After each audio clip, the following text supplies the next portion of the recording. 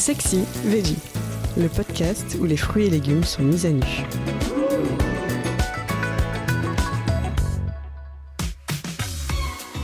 Le topinambour.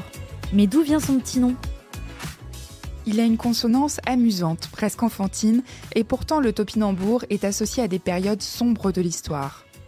Cousine du tournesol, cette plante aux fleurs jaunes et aux racines comestibles a été rapportée d'Amérique du Nord par le colonisateur Samuel de Champlain.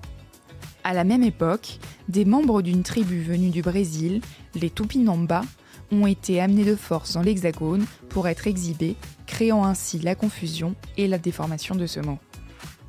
Quelques siècles plus tard, après la Seconde Guerre mondiale, le topinambour tombe en désuétude. Moins nourrissant que la pomme de terre, il est épargné par les réquisitions allemandes, et donc consommé en grande quantité par les Français. Et quel dommage, car sa saveur délicate est proche de l'artichaut. Heureusement, il est de retour sur les étals et les tables des plus grands chefs, comme d'autres légumes oubliés. Le topinambour a l'avantage de s'accorder avec beaucoup de produits. Il se marie par exemple très bien avec les notes torréfiées du café ou la puissance du curry et accompagne parfaitement volailles, poissons et crustacés.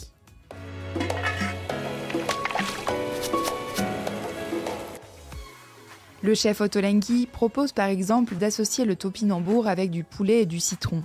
Il fait d'abord cuire les topinambours dans de l'eau citronnée.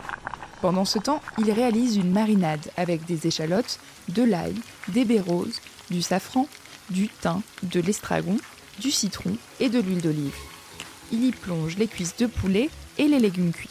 Il laisse reposer une nuit entière au frigo et le lendemain, il ne reste plus qu'à tout enfourner à 240 degrés pour 45 minutes. Juste avant de servir, il arrose de jus de citron et parsème d'estragon ciselé. Un plat parfait pour revisiter le classique poulet pomme de terre du dimanche. C'est la fin de cet épisode. Si vous l'avez aimé, n'hésitez pas à commenter, à liker et à vous abonner. Retrouvez plus de contenu sur cuisineactuelle.fr et dans notre magazine en kiosque.